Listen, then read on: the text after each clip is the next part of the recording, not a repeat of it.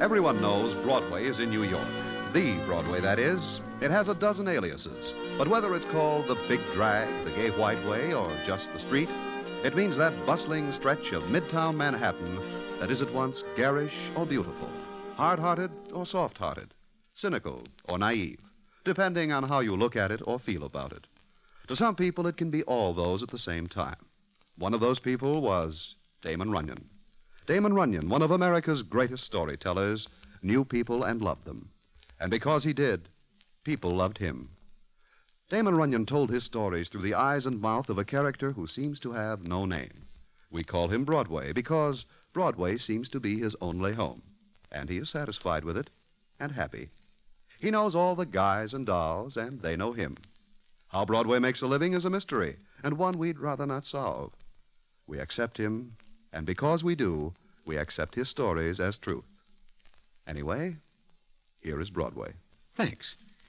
One night, I am sitting in Mindy's restaurant on Broadway, partaking heartily of some Hungarian goulash, which comes very nice in Mindy's, when in pops a guy who is a stranger to me and sits down at my table. In short, I do not know this guy. But it turns out later that we are all calling him Tobias the Terrible. And how that comes about is quite a story, which I will tell in a minute.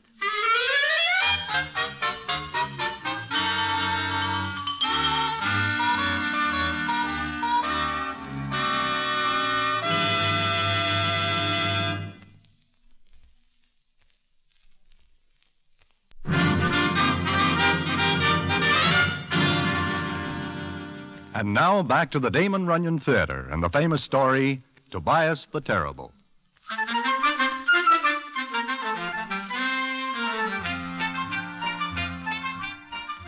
As I am saying, I am partaking of Mindy's Hungarian goulash when in pops a guy who is a stranger to me and sits down at my table. I do not pay any attention to the guy, as I am busy looking over the next day's entries at Laurel. But I hear him tell the waiter to bring him some goulash, too. By and by, I hear the guy making a strange noise. I look over my paper and see that he is crying. He is a very little guy, maybe a shade over 5 feet tall, and weighing maybe as much as a dime's worth of liver, and he has pale blonde hair and a very sad look in his eyes. And from his looks, I can see that this guy does not belong in these parts. Well, I watch him cry for a spell, and naturally, I am very curious as to why he is crying. So I asked him, you will pardon me, but why are you crying? Perhaps it is because you have a tough day at the track? No. You do not look like a horse player. I'm not. You do not look like a person from these parts. No, I'm not. Then if you are crying about the goulash, you better dry your tears before the chef sees you, because the chef is very sensitive and may take your tears as criticism. The goulash is wonderful. You need not be enthusiastic. It is just good. If I am bothering you, I will move away. You are not bothering me. But why you are crying is... Are you ever in love? I have never. And barring a bad break, I never expect to be. If you were acquainted with Miss Deborah Weems, you wouldn't speak that way. I am not acquainted with Miss Deborah Weems, probably because I do not know her.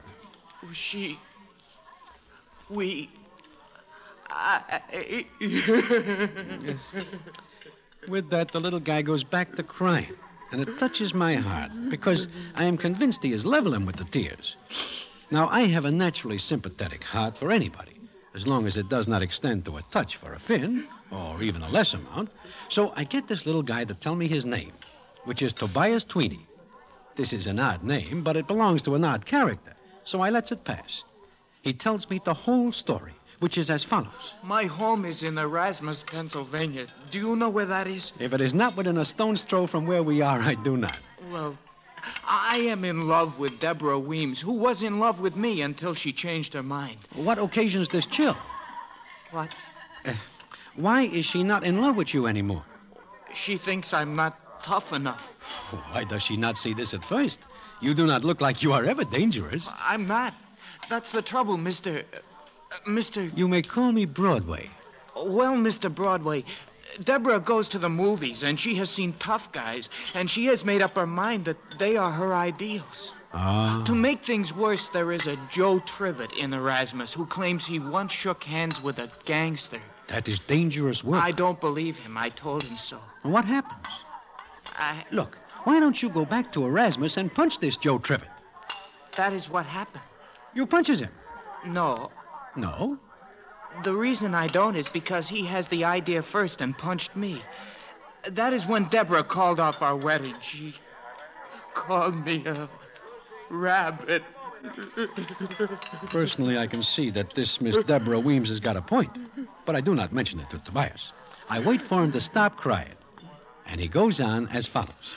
So I left town. I drew $200 out of the Erasmus Bank and came here. Why? Oh, I figure that if I can meet up with some real underworld characters, I can go back to Erasmus and make Joe Trivett look sick. Do you know any underworld characters? I do not know any such characters.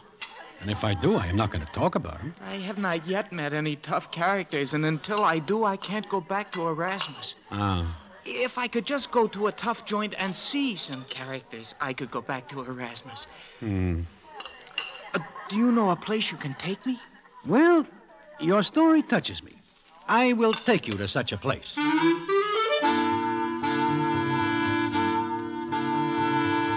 Well, it is maybe a couple of minutes later that Tobias Tweeny and I are in a taxicab going up Broadway. Tobias is all eyes, which makes him look like quite a large rabbit by now. He turns to me and says as follows. Golly, Mr. Broadway, this is nice of you. If I hadn't met you, I would never meet any underworld characters. Yes, look, Tobias, if we should run into some citizens who are, who are not exactly your idea of a Boy Scout, I want you should not mention it. You mean they might kill us? I am crossing my fingers against such a happening. Gee, look at all the lights. Do you not have lights in Erasmus? We turn them out at 10 o'clock. Well, how does one find one's way around the town? It's not a very large town. It is not large enough for me and Joe Trivett. I see. Or maybe you will point out some of the sights for me as we go along. I see most of them by day, but I do not recognize them. Tobias, you have nothing on me. I do not recognize him in the day either. Gee, I can hardly wait until I tell Deborah that I am out with a character.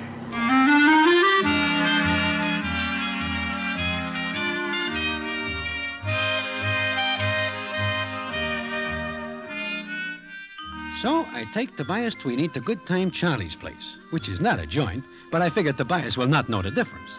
But the moment we go through the door, I am sorry, because who is present but a dozen citizens from different parts of the city, and none of these are a bargain at any time. But I take Tobias around and introduce him. Tobias, meet Harry the horse. Gee.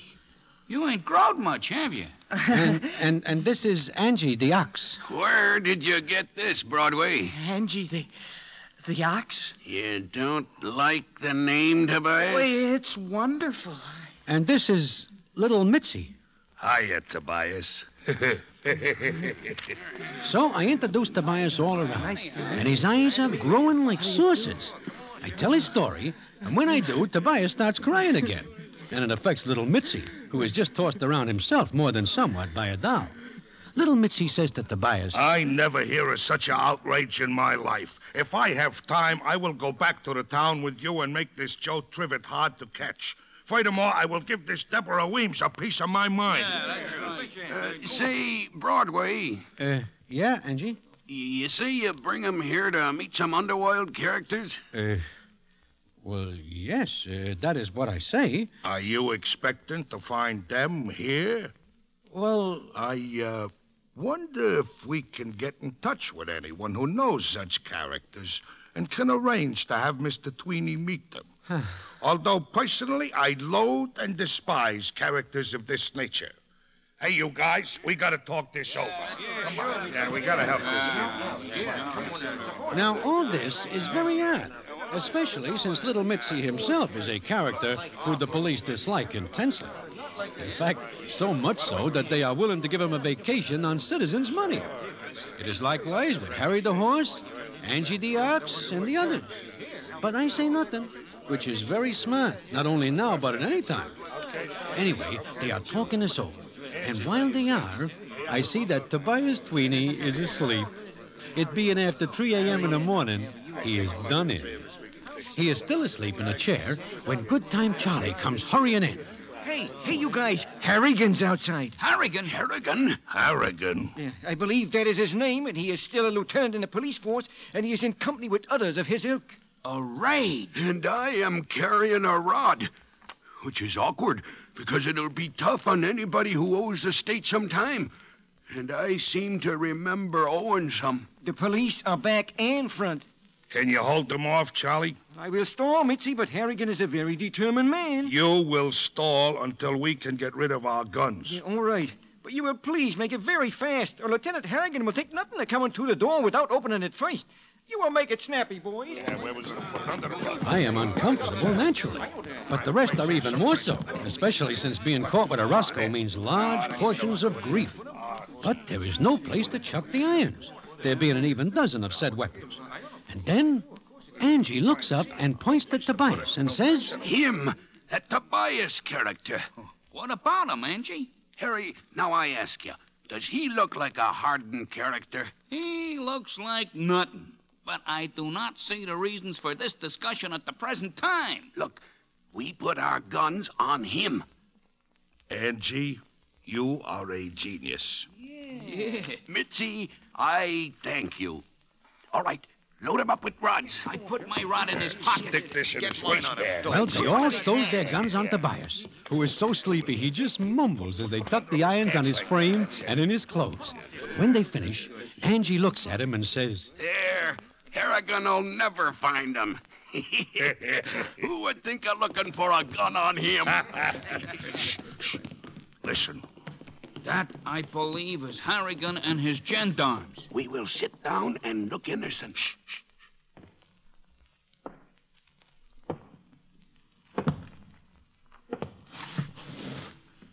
Well. Good morning, boys.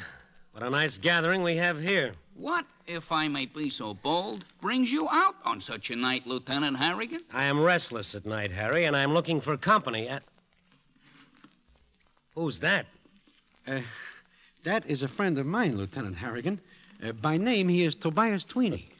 That an alias, Broadway? It is his given name. Where is he from? He doesn't look like a local character. He is from Erasmus, Pennsylvania. What is he doing here? I bring him here. What for? For a cup of coffee? I see. It didn't keep him awake. He is not used to late hours. Okay. All right, the rest of you, line up for a frisk. A frisk? You are going to search us? Why? I am playing Roscoe, who's got the Roscoe. And if I find one, I will be very happy to recommend a sentence. I think I will find one. You mean you think we are carrying concealed weapons? Just line up. Not you, Broadway. I know you're clear. Okay, let's take you first, Angie. Hold them high, way up, like a good boy. Well, anything to oblige, Lieutenant. The rest of you face the wall and keep your noses against it. Well, how's that, Lieutenant? Well, you're clean, but I don't get it. All right, Harry, you're next. Hold them higher. I am troubled with a sore shoulder, which prevents me from obliging you to the limit Skip of it. my... You, are unable to find anything, Lieutenant? Don't you feel undressed without that Roscoe, Harry? It is a comfortable feeling. Mitzi. I am ready for this indignity. Yeah. You are a very suspicious man, Lieutenant Harrigan. You should learn to trust your fellow men. My fellow men I do trust. You're not in that class. Okay, you're clear. That I could have informed you of before proceedings began. I don't like the smell of this. You, could leave. Shut up. Okay, the rest of you. Well, Harrigan and his men make the frisk, but good. But there is nothing, not a single rod, no place. And not once do Harrigan and his gendarmes look at Tobias Tweeny, who is still deep in dreams. Then Harrigan finishes, and the look on his face is very odd when he says as follows. I find this very curious, very peculiar. It could be that you are given a bum steer, Lieutenant. That could be, Angie, and it's lucky for you it is a bum one. I am going to see my alderman. I am a citizen, and I got rights as such. Harry, you are not a good citizen. But I got no gun. That is correct, and I'm puzzled. All right, boys, let's go. Harrigan and his boys are just about to the door, and one and all are breathing again when... Wait a minute, what the... Holy mackerel.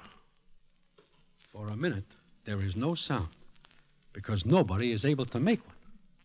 We are all looking at Tobias Tweeny, who falls off his chair and lands on the floor, the 12-gun sliding every which way on the floor. Harrigan's eyes are popping a foot when he gets back his voice and yells, Grab that guy, boys. Grab him before he gets his hands on one of those rods. I've seen a 2, even a 3-gun man before. But so help me, this is the first time I ever see a 12-gun character. Hey, you, wake up.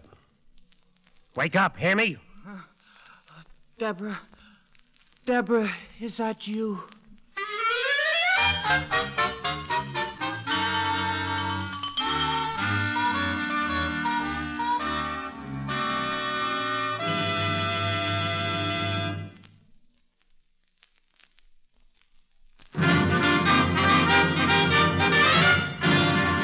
And now back to the second act of the Damon Runyon Theater and our story, Tobias the Terrible.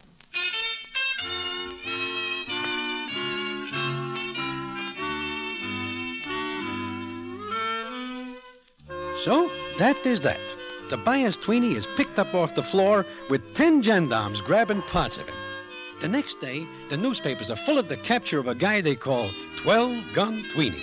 The papers give it a big play, and Harrigan gives out a statement that says 12-Gun Tweeny is a bloodthirsty guy because he says nothing whatsoever, but only glares at them with a steely glint in his eyes.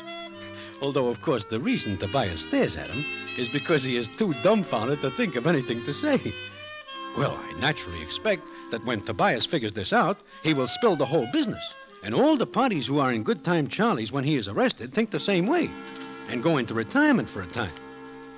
But it seems that when Tobias finally realizes what is the score, he is getting so much attention that it swells him all up, and he decides to go on being 12-Gun Tweeny as long as he can, which is a nice break for all other parties concerned. So I sneak down to Judge Raskover's court the day Tobias is arraigned. The courtroom is packed with citizens eager to see this desperate character. The citizens are milling and pushing around, and there is much talk, which I hear as I push to the front. 12 guns he had on him. He's probably responsible for several revolutions. Think of meeting him when he was in a bad humor. Lieutenant Harrigan took a chance in nailing this character. Yeah, this guy will get 20 years. Maybe 50. They say he's a big guy, maybe close to 7 feet tall. Well, I listen to all this and wonder what is going to happen when said citizens get a look at Tobias Tweeny. Then he is brought in. There he comes! Don't stand too close. Maybe he's still got a couple of guns they didn't find. A dead hush falls when they see Tobias. Tobias is smaller than usual. He is some heads under the shortest citizen in the courtroom, and his rabbit face is quivering. But he stands there as proceedings go on as follows. You will please rise. In comes Judge Raskover, who takes his place on the bench. Good morning. Good morning, Judge. Morning, Judge. The judge adjusts his glasses and looks down and says, Where is the prisoner? This is Tobias Tweeny, Your Honor. Where, Lieutenant Harrigan? Here, Your Honor. That is the prisoner? Yes, Your Honor. Just a moment. I think my glasses are steamed up. And now, did you bring in the right prisoner? This is Tobias Tweeny, Your Honor. You mean to tell this court that this half portion is the desperate 12-gun Tweeny? Yes, sir. Mr. Tweeny, are you Tobias Tweeny? I'm 12-gun Tweeny. Just a moment. Lieutenant Harrigan, come up here. Yes, Your Honor. Are you sure you found 12 guns on this man? I did, sir. Are the guns in this courtroom? On the table, Your Honor. Good. I wish to see just how he was carrying them. Please put them on him. Yes, Your Honor. Mulligan, Schwartz, give me a hand. Well, Harrigan and his boys puts the guns on Tweeny. In his side pockets, one in each hip pocket, one in his waistband, one in each pants pocket, and so forth, until finally Harrigan says to the judge, That's it, Your Honor. Mr. Tweeny. Yes, Your Honor. Step closer to the bench. I wish to see for myself just what kind of a villain you are. Well, go on, Tweeny, step up. Tweeny, His Honor said step up. Well, we stand there and watch Tweeny. He does not move. It is like he is rooted to the spot. And I figured that now he is scared and wishes he is back in Erasmus. And then, while we watch, he takes a step, and it is like he is pulling his foot out of a puddle of tar. And then...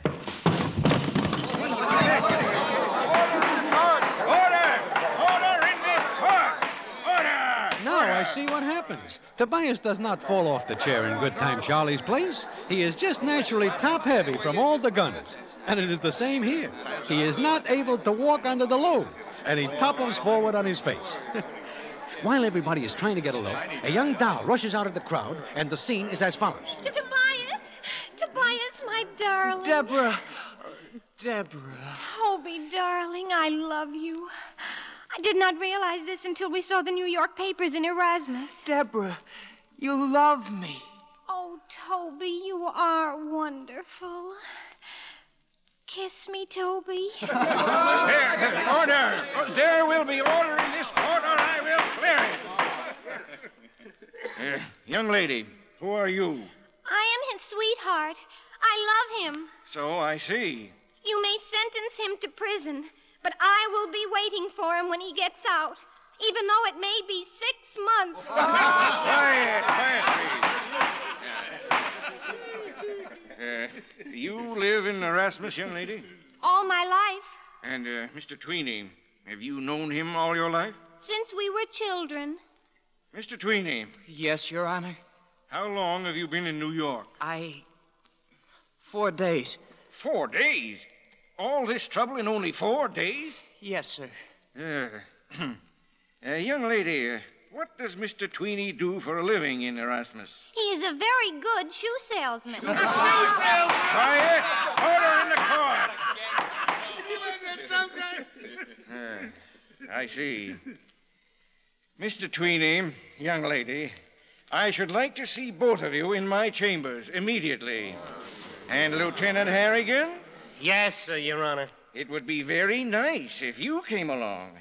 We can then discuss the case of 12-gun Tweeny at some length. Yes, sir. Court's adjourned.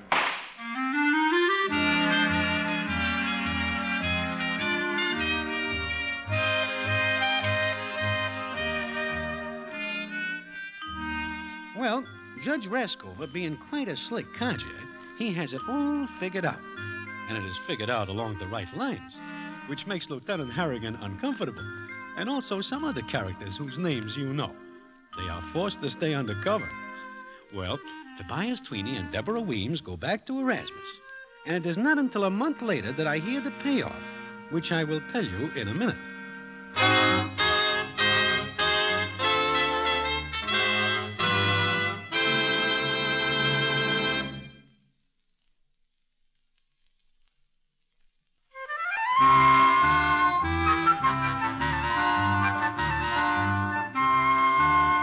The payoff comes one night when I am sitting in Mindy's, partaking of a light snack, and Harry the horse and little Mitzi come in and sit alongside me, which makes me uncomfortable.